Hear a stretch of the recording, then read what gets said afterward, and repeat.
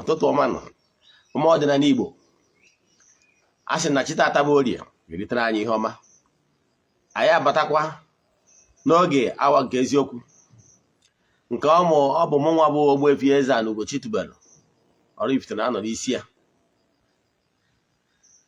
Isiokwu anyị ji bịa n'ụbọchị tata bụ the concluding part of the 10 commandments anyị na-arụ ọrụ series ya.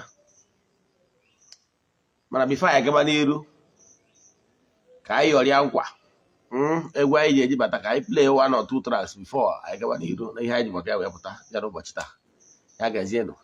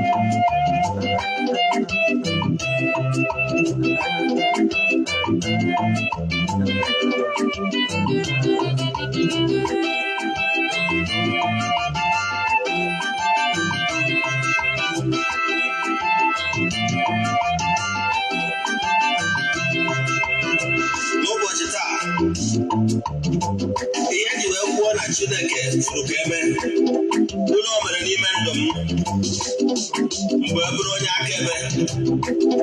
Ọ bụ akụkọ ihe mere n'ime ndụ m ka a chọrọ ka m kọọrọ gị. Ọ bụ akụkọ mere eme. N'arọ 2020 mgbe e nwere COVID-19, precisely 7th of April, ị ga-elota that total lockdown enwere nationwide. Mana before that total lockdown na 7th of April ka m si Abuja wee nata n'ala be nna m. Mana before nke eme,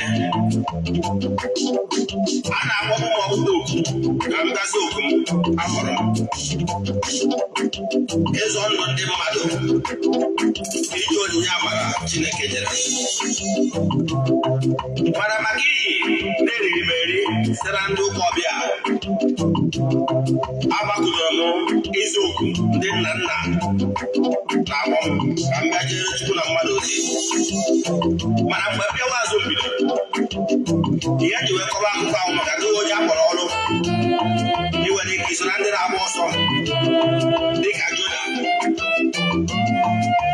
Ihe dịka ihe mere Jona na-eme ọtụtụ ndị mmadụ n'ụbọchị taa,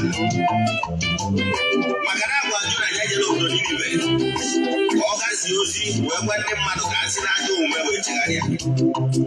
Jona wee sị mba na ndị a dizabụ ka ha nwụrụ ime mmehie ha na ha enweghị ntị. O wee nweta mpịawa azụ amanyeriri ya. Jona azụ tụrụ Jona wee kpọjee n'obodo Ninive wee jekpọpụta ya. Amaghị m ọnọdụ ịnọ na ya, iso nwe na ndị na-enweta mpịawa azụ n'ụdị dị iche iche. Mpịawa azụ gị nwere ike iso site na di gị wee na-edu gị aka. O nwerekwara ike isi na nwunye gị, ọ nwekwara ike isi na ụmụ ị mụrụ. Mpịawa azụ ahụ ka iwe jee n'ihu ọrụ gị, maka na o nwere onye n'idiri ka ikwubiere ya okwu ka udo obi wee dị, ka chi dị mma wee dị. Onye na-etu a, ọ bụrụ na ikwubi ya okwu n'isi onye na-etu a, onye ahụ ma enwere onwe ya ka akọrọ ha akọ. O nwere mmadụ na-nwere ike inwe okwu nsogbu, ejekwa onye nwere onyinye onye akpụrụ okwubi okwu n'isi mmadụ na-abụọ, nke ofu onye adị mma nke onye nke ọzọ ama adị mma. Ihe ọ pụtaghị abụghị ike onye akpọrọ ọrụ akwụkwọ, kama na ihe ọ pụtara bụ na ọ bụrụ onye nwa ga-ekwubido onye nke ịbụwa, onye enwetaghị ọgwụgwọ na nsogbu ya. Ọ bụrụ na ọ daruo n'ebe akwa na-asị Chukwu-okike, kedu ihe nke m ji wee dịzi iche na ndị ọzọ enwerechago onwe ha na-ebe arịrị? Gị nwa bụ onye akpọrọ ọrụ kwesịrị ije n'ihu ọrụ gị ka i wee nọrọ wee zute onye na-etu ada mgbe mba wee kwubie okwu n'isi ndụ ya ka o nwere onwe ya. A ga na-abịa na-apịawa gị azụ. Ihe eji apịawa gị azụ bụ ka i jee n'ihu ọrụ gị ka i wee kwubielu ndị na-etu a n'ebe akwa na-akpọta okwu ka e wee ọnya bụ ihe kwesịrị ime. Ịnọ n'ihu ọrụ gị, ị ga-egwara ntị ihe ndị mmadụ ga-ekwu, ị gara ntị ihe ndị mmadụ ga-ekwu, gaa n'ihu ọrụ gị, maka na ọ n'ihu ọrụ gị ka a wee n'ude. Ị gaa n'ihu ọrụ gị ka ọ wee gaziere gị.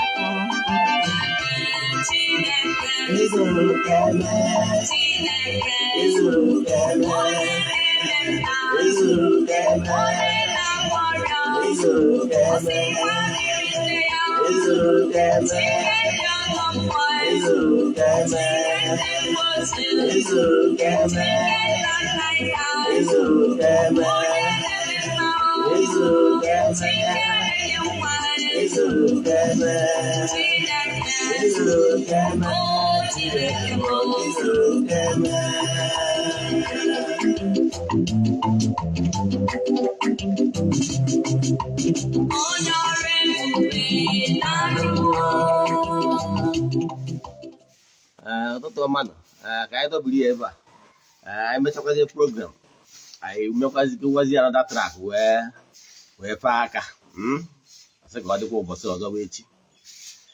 Aka m bụkwa onye nke gị. Egwu ị nụrụ bụ egwu belong to Ugochi tubelu ọdịnala temple dị n'Oraifite.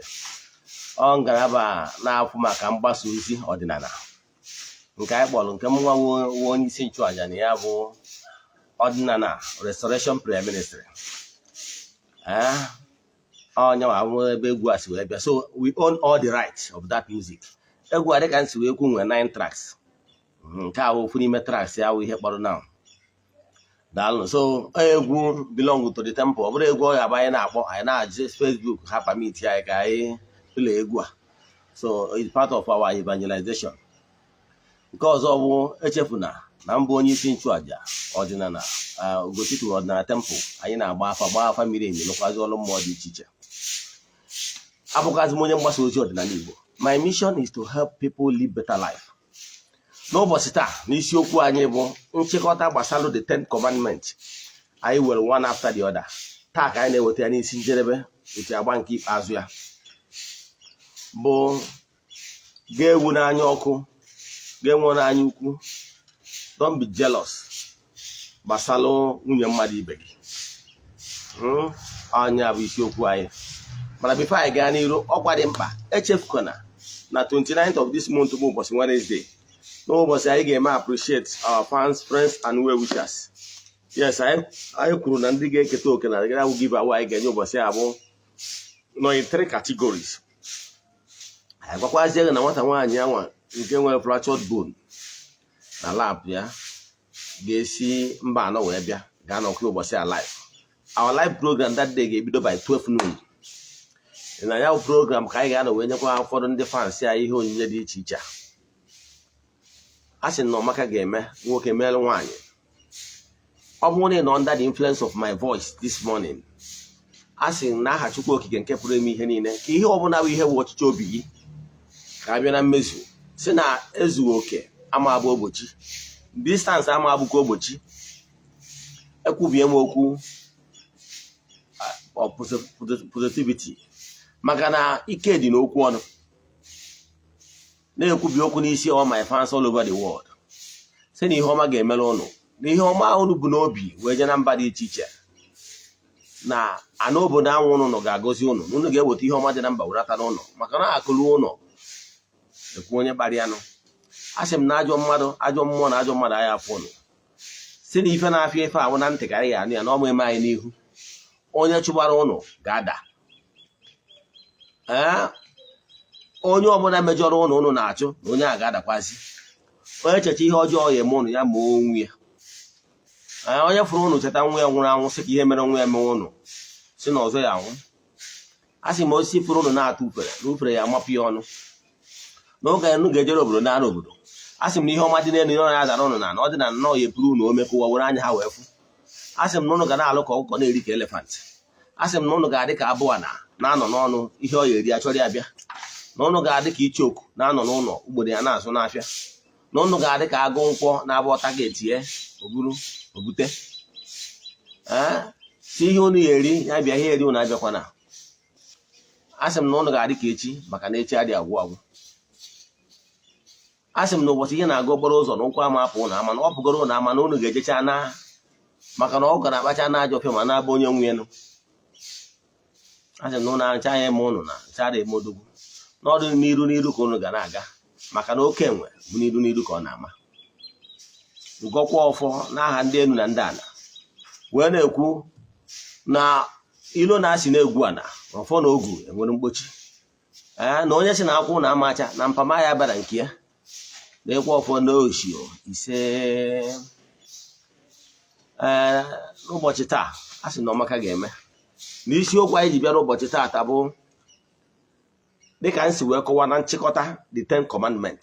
Akọwara m bụ ka ọ ga-abụ ọ bụ ihe nchọ ka m digress a little bụ if you are one of the people that are seeing our video for the first time. Like I always say, that 10 commandments is the will, the wish, and the manual, earthly manual given to man by Almighty, the creator of the whole universe, the unmovable mover. That is the manual that is expected of every human being here on earth, to live according to that rules.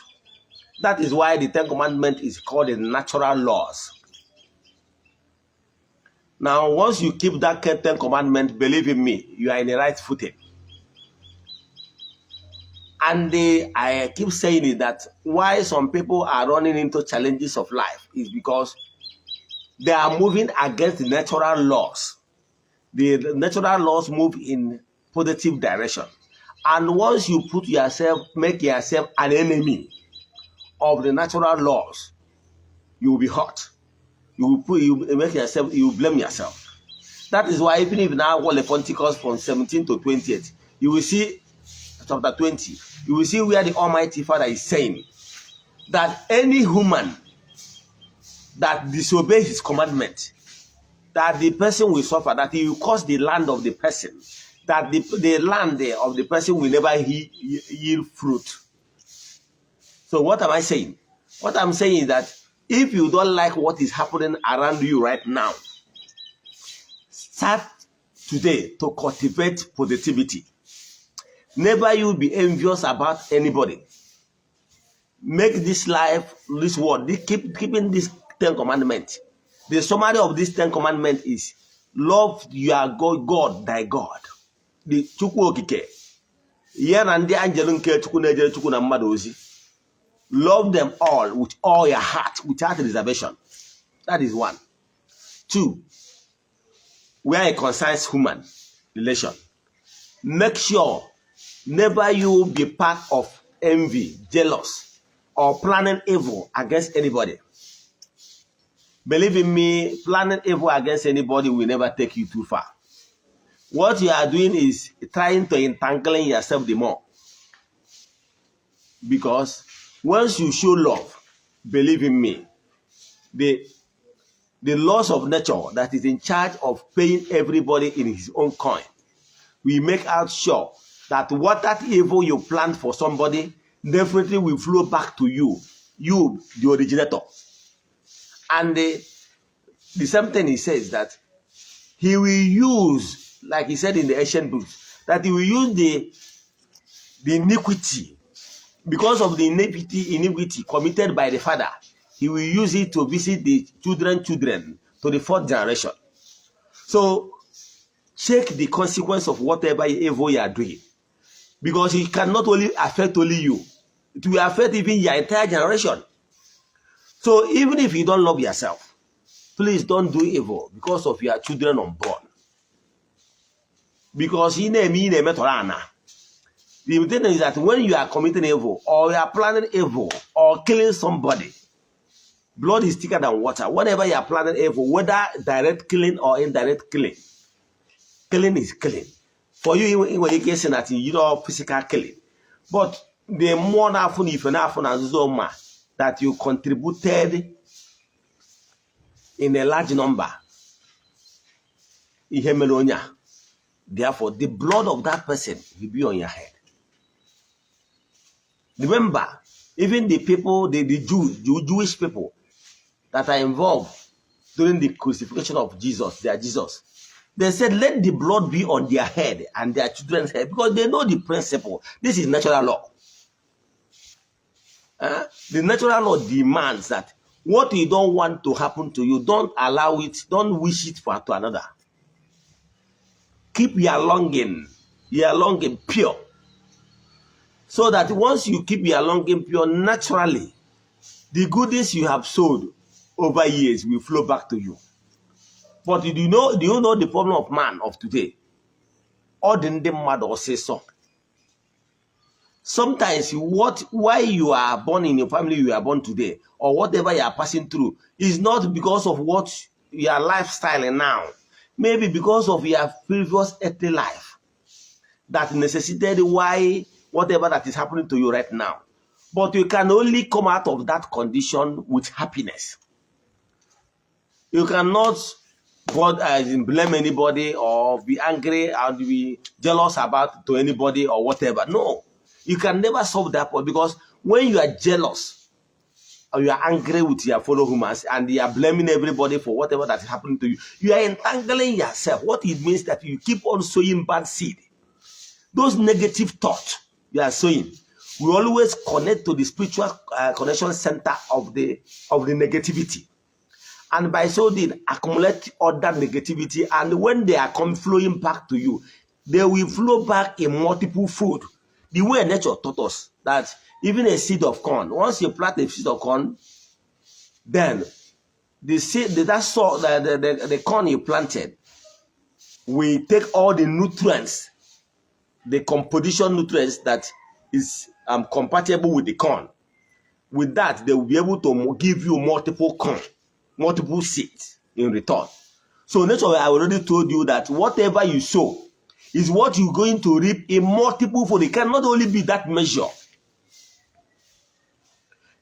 And now, I think our book of Luke, he said, give, it shall be given unto you, with measure running together, and running, with measure shaking together, and running over. We used to sing it that time. Give, it shall be given unto you, with measure shaking together, and running over. That is how nature is. So whatever you give to nature, we must return back to you in multiple fold. It will no longer be in that measure you give. Yes, even if you are suffering now, your condition is not palatable, my dear, accept it in joy. It's not easy. Yes, it's not easy. But I can tell you that every adult have a story to tell. You understand? Every adult have a story to tell. There was a time when I was like suffering. Yes.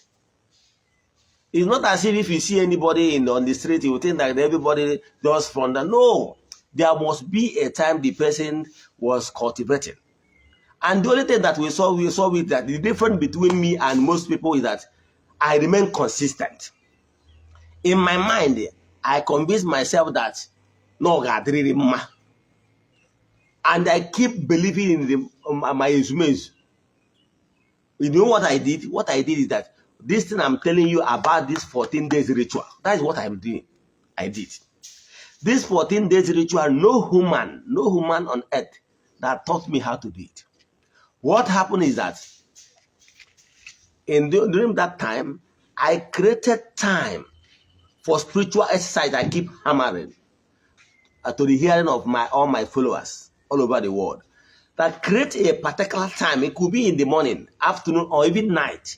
But during my time, I choose midnight. I choose 3 a.m. midnight. That time, my phone will always ring to wake me up. Once I woke up, I will use those I will face the east. Like I said, 4 corners of your room, one side face the east. I will face the east. Once I face the east, I will call my resumes, my ancestors. Now, morning and morning hustle. Kede ha makando. Yozie hebe ọ na nsimejo ha gbaalo. Then no, yozie ihe dị m mkpa. Nyocha ihe dị m mkpa. I make this declaration. That's how I normally do it. Messiah in the morning, I will go to the temple. Achụọ m aja. Aja m na-achụ bụ kpọkuo ma ezumezu chụọrọ ha aja mee chụọ aja mkpọrọ aja nsuru ọkụ. Na aja nsuru ọkụ ahụ abụọ ya. Enwere a lot of things ga-adị enwere isen burner. That isen burner charcoal ga-adị ya efem charcoal achake. Etiezie m ma frankincense and other leaves na mgbọrọgwụ dị iche iche. Mgbe m na-etinye ihe ndị a na m ekwubi okwu. Nkwuchi okwu ahụ, the smoke will be going up, and then I will present my case before my resumes. Because ikuku, the entities of powers, and then I will allow ikuku. I want to get entities of powers, and with many names, and with like the gnomes, and with the elves, and with the salamanders, and with the mermaids, the water sprite, and the rest of them. There are too many. Now, by invoking them, presenting my case to them, they will take it all over the world. And gradually, after that, I will pause for a while for meditation. During that meditation, I will get inspiration of how to be doing some certain things. That's why I told you that you must create a time for your spiritual exercise. If you have not started it, believe in me, you are not serious. Let me tell you what you don't know. The truth I will always tell you. The truth is that no dibia, no spiritualist will solve all your spiritual problems. It's not possible. The spiritualists can only solve problem of people. There is some certain people that have already been destined that this particular spiritualist ga-ekwubiri ha okwu. Ọgwụ na akwụkwọ ndị ụka ọbịa agwa na dị nwa nke mmadụ nwere ndị ọ bịara maka ha. Iji maatụ, onye a na-akpọ Hana na di Elkana jere n'oge Shiloh ga-ịchụ aja. But another priest, I have forgotten his name, mgbe Ana na-ebe akwa, o wee chi ya Ana ịṅụọ na mmanya, the senior priest o wee sị ya na enwekwa mmanya nwa gị nwụrụ, mana etu o si dị ya n'obi ka o ji bịa n'ihu Chineke ka edọka obi ya. The priest wee sị ya, ngwa nwaanyị ngwa na n'udo ka Chineke mezuoro gị ihe yọrọ ya, kwubie okwu n'isi ya. O wee dị ime. Mgbe nwaanyị dịziere ime wee mụọ onye na-akpọ Samuel, ụkwa a priest. Ịghọtara ya? So o nwere onye nwere ike ikwubiri gị okwu na mgbe mkpa. Mana ana m achọ ịgwa gị na o nwere onye amụma, a prophet ga-agwọ mmadụ niile bịara cross his path. Not possible. Even Jesus and Dokobia did not cure everybody that crossed his path. Ịghọtara ya? So ihe na-achọ ịkọwara gị bụ na ihe a priest nwere ike imedewu lead gị to the channel where you can activate the spiritual strength. The spiritual strength in you must be activated. The spiritual strength in you must be activated. And you must be the person that will help to activate that your spiritual strength.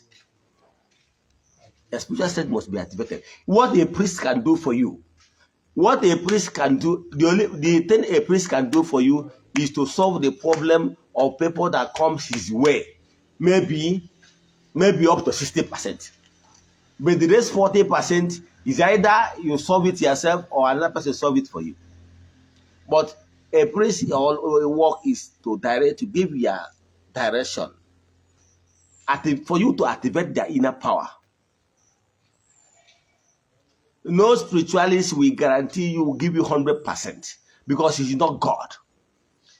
The only what a spiritualist can only do is to pray, call his instruments to intercede on your behalf. But for something new to begin to happen to you, you need to reactivate the inner power. Because even if the priest speak positivity into your life, you still need a fertile ground from your own angle to anchor that positivity, that positive energy and positive energy sent to you, and that positive vibration. You must be in a better position to anchor it for the thing to take on form. You know what I mean? Let me draw your mind back. Can you use him or a Jesus and do see no ramporo, you got to see. Or for the dana another ma, or send another ma one day metanukutan. They done another ma one day down from the good fertile land. You understand? They will always germinate and bear good fruits. But no one they down I draw well prepared. Then no, had they told it, Ogu, Bahusia. When they done now the too dry, they didn't germinate at all. The same thing, that's what is happening to you. So don't fold hand. From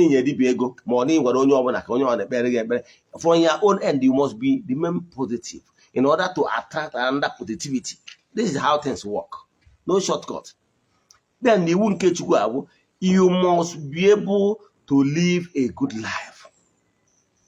Intentionally. Yes, nobody is perfect. But never you intentionally plan evil against your fellow man.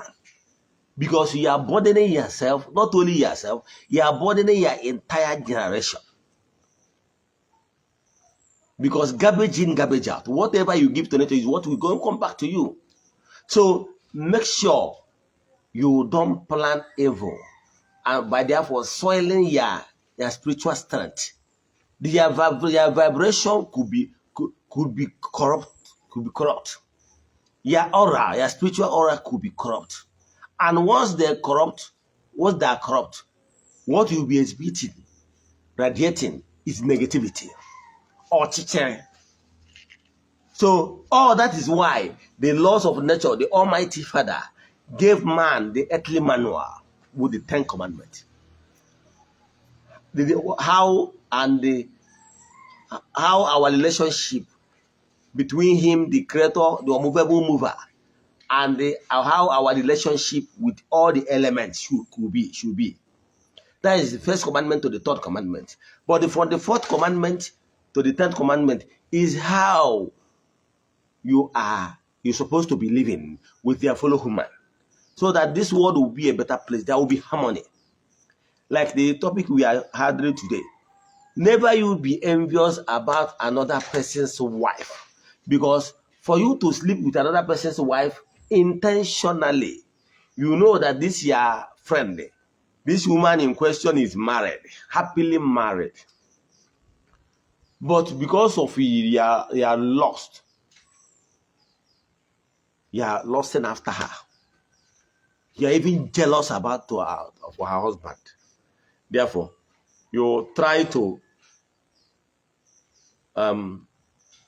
reset her mind there, using her shortcomings, using the fact that some women to sweep down their feet is very easy, by trying to mindset them, maybe with material thing, maybe with showing what he can do, and by so doing undermining their husband, by telling them that this man is not befitting you, that they are the one that befits you, and this and that, this and that. By so doing, you are making this woman to hate her husband, for crying out loud. You must detest the man. For you to blackmail the man in front of the wife, they are offering that you will feel the vacuum. You make the woman feel that there is vacuum in her life, and for that purpose, that you, the person, will feel the vacuum. That is what he did. And by so doing, you are taking what rightly belongs to the man. That thing you are doing is called jealous. That thing you did is trying to take what is not yours. Make sure you verify from any woman if she's married. Because if she's married, believe in me, you are entangling yourself. You can see that thing you did for, let's say, 30, 40, 50 minutes, that so-called enjoyment, will keep you in the next 10, 15, 20 years for you to pay for it. You know why? The way the Almighty counts his own time is not how we count. For you, that enjoyment of 45 minutes could be translated to amount to 10, 15, 20 years in spiritual rating. So therefore, avoid such. Even if the woman is coming, make it obvious. Tell her that you will tell her husband, so that she will leave you alone. Avoid that. Avoid that. It's so bad. Or trying to put the woman out from the marriage. It's not good. Make sure you don't commit any of these 10 commandments intentionally. Yes, we agree that nobody is perfect. But let me tell you how things work. If you're a type that you don't intentionally hurt anybody, read my lips. Intentional. Yes. There is some certain things you can step on toes without knowing. That one is different. That one is what makes you a human, that you're not perfect. But what I'm talking about is intentional. And what makes something intentional? You must have pondered over that thing over and over time, and eventually decide that you must do it. That is intentional.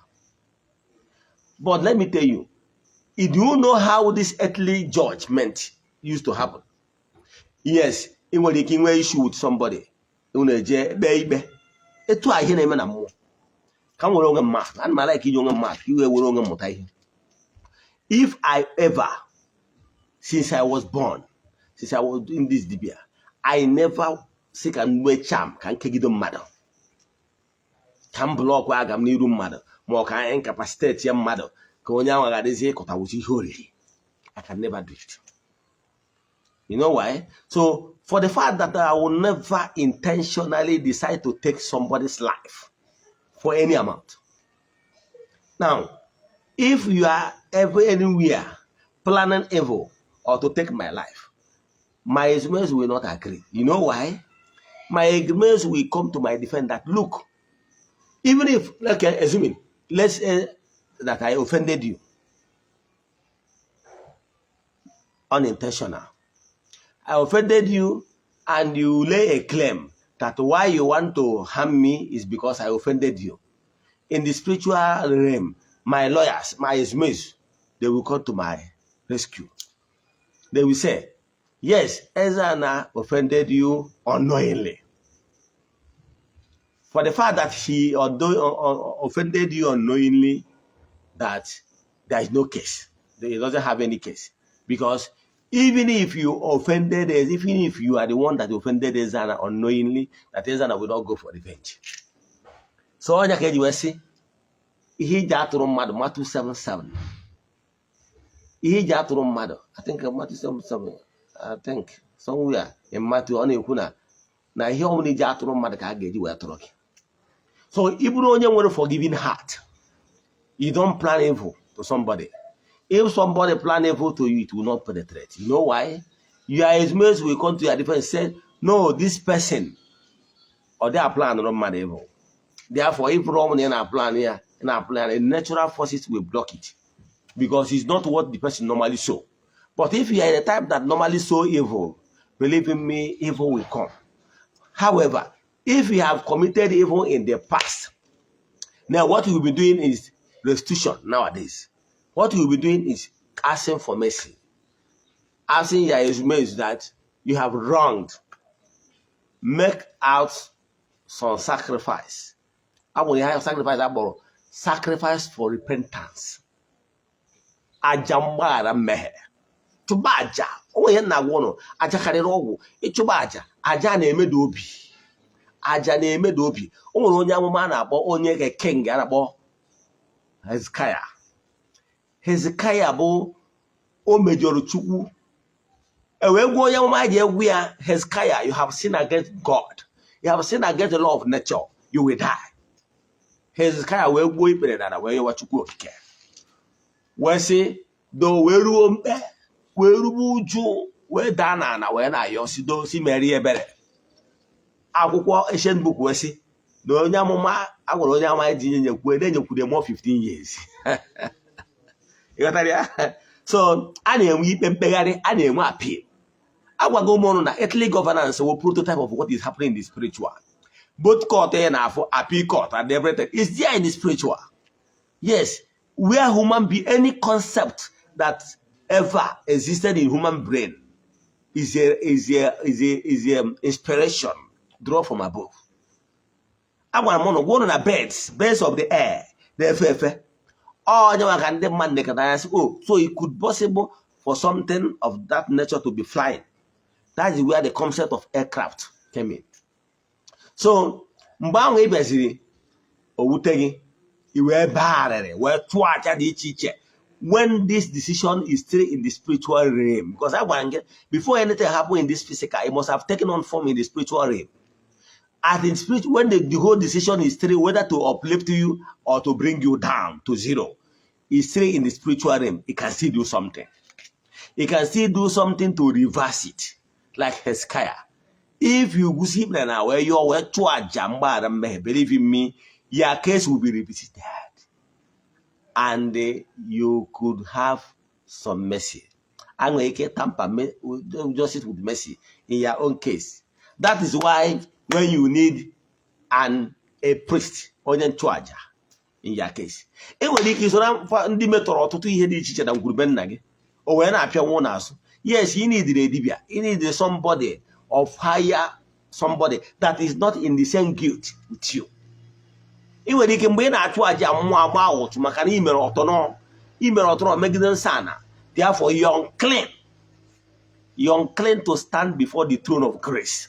You're unclean to intercede in some certain things. And the email you need the anatomy. Each and every now when a mother or somebody is a suspect, they will do on a court. Then you need the anatomy.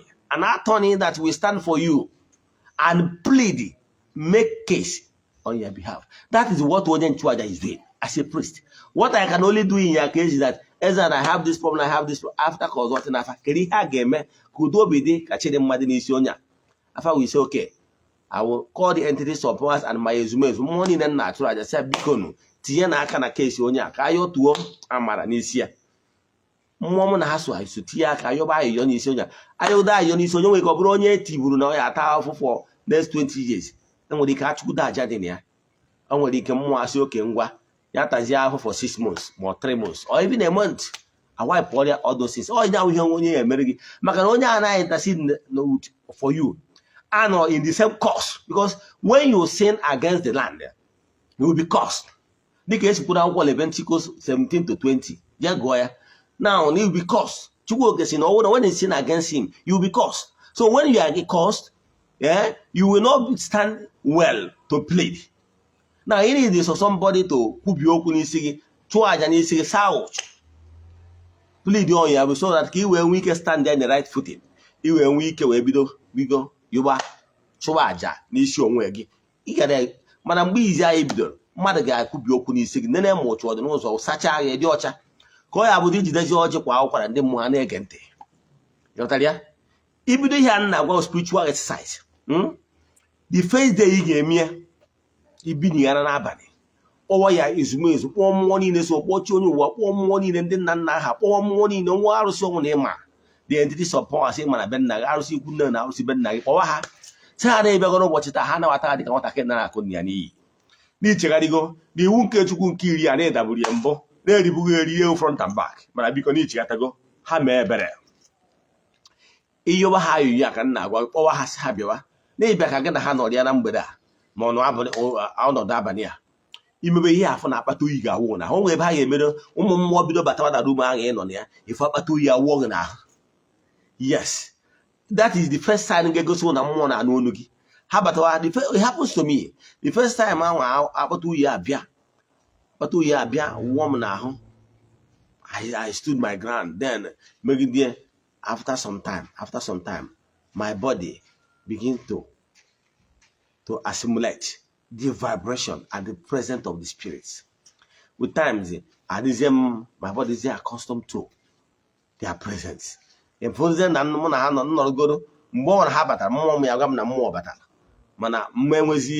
not tremble again. I will not fear. That's what we hold about 2 years. Will be no more. Make a total alignment.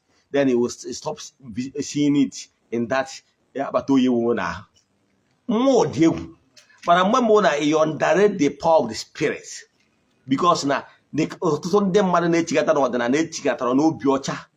For because of from Kawasum or Himbu, you are not choke as of body a problem, a coach, you have no copy. I very. Man, I don't get rich at a monage. Jim Wesson want a massive responsible. And the more be away to get a whole hack. You know why? I have read Bible that, like I always say, from Genesis to Revelation, 3 good times. I have read a lot of spiritual books. I don't want to start mentioning names. Like I told you, when I traveled to India is when I was still very young. Yes, I was in India in year 2003. You understand? I visited so many places. I visited their temple. I followed them to their festivals. Then after that, I came back to Nigeria. I read a lot of books, spiritual books. I'm not talking about the Roman Church. I read Vatican I, Vatican II, Canon Law, the Life of the Saints, and all the councils of the church. I have all the books in my bookshelf. So I have tested everything. So after comparing all those spiritual exercises and spiritual books I have ever read so far with Eze-Ana, I now found out that Eze-Ana is original and Eze-Ana was under. That is why when I came back to Eze-Ana, I came with full force, massively. When I was like telling my Ezumezu that I have come back fully, and they knew truly that I have already made up my mind. I now asked them, where is my core mission? They said, you are a priest. I remember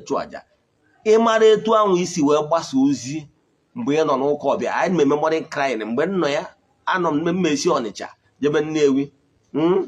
I will preach the motto. May preach the motto. Then they will preach. That time, about one day I have preached. I said, no, I'm not preaching for money. I will read my Bible, pray, and everything. I have the bido ozi ọma tiri ruo Nnewi the same thing mgbe m maara the same thing and I'm not asking for 1 naira and me eme based on na nghọta nwere then. Now when batara ọdịnala my ezigbo say you go back to the pulpit because when I was in Nukobia eso m na ndị na-ehold nkuzi nke okwukwe na ụka. Yes, I'm an ample parish. I was born and brought up at Onsha.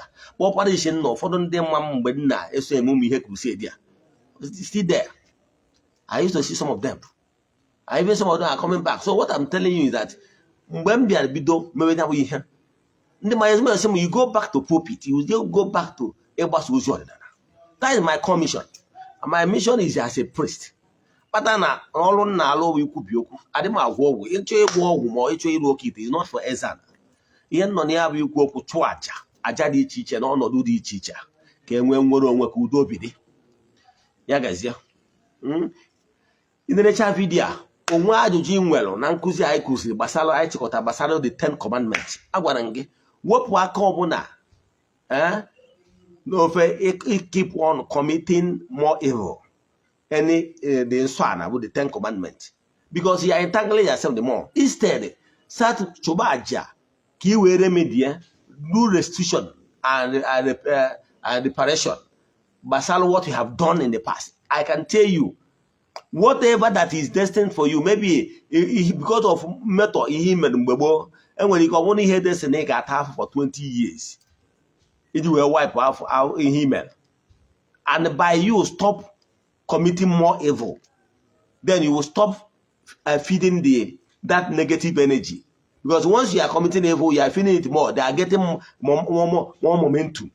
If you by stop doing more, committing more evil, they will be starved and they will be keep on shrinking.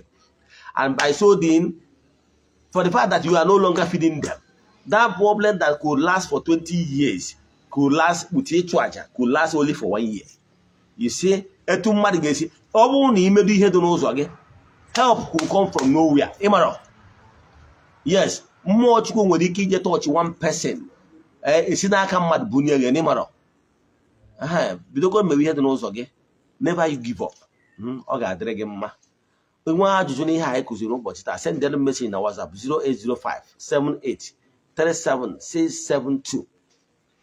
We are streaming live from my Facebook page. Eze-Ana Ugochi to Rift. All Wafa here na YouTube. Each in what I'm na YouTube. I went over more than 400 and something lectures. I well. Believe in me, your life will never be the same. You must learn something that will really change your life. Friends and well wishers. So you're na no gawan kezo to. I egwu ka anyị kpọọ another track egwu anyị wee chịkọta ụbọchị tata n'isi njedebe n'aha Chukwu-okike nke pụrụ ime ihe niile ka onye ọbụla n'ime ụlọ ndị niile nọ under the influence of my voice be blessed. Asị m na ezughị oke ọbụla ama abụ ogbochi distance abụ ama abụ ogbochi na ihe ọma ga-emelụ nwoke melụ nwaanyị n'aha Chukwu-okike nke pụrụ ime ihe niile onye ike niile si n'aka ya bịa ya gazie na ka anyị yọrịzie na egwu nke anyị ga-eji wee chịkọta nke ụtụtụ a. Bluetooth mode. I don't know.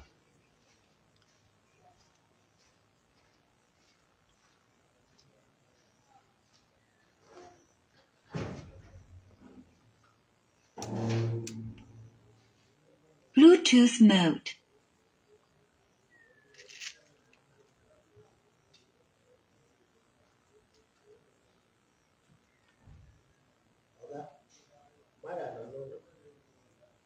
Cambia.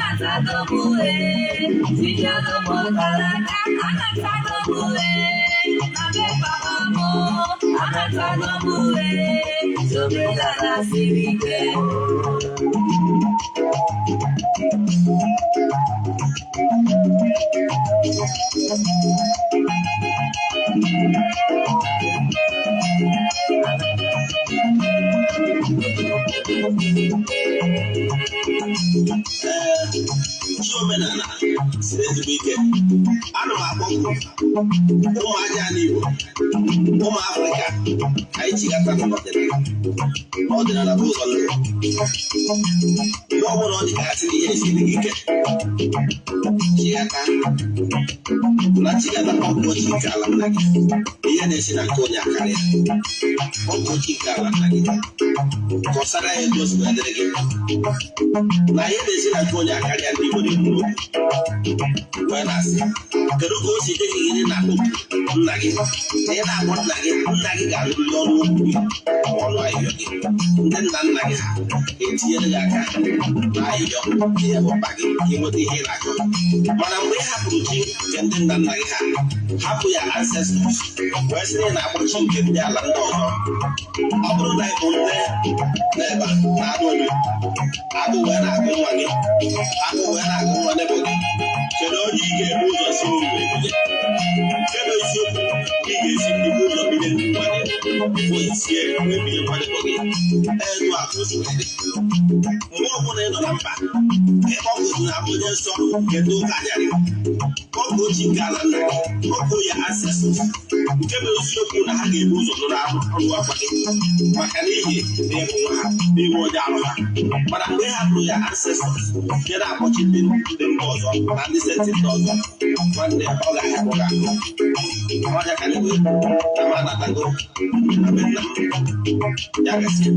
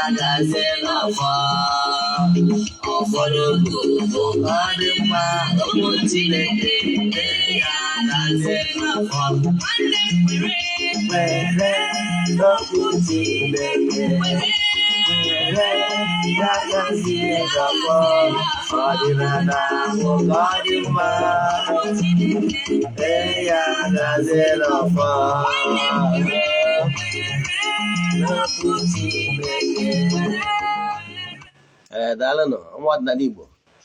Anyị adọbiri ebe a a sị ka chi tata bụ Orie ritere anyị ihe ọma na anyị ga-ejere obodo na anyị ga-anakwaziri obodo na onye chụbara anyị ga-ada, onye anyị na-achụkwazi ga-ada.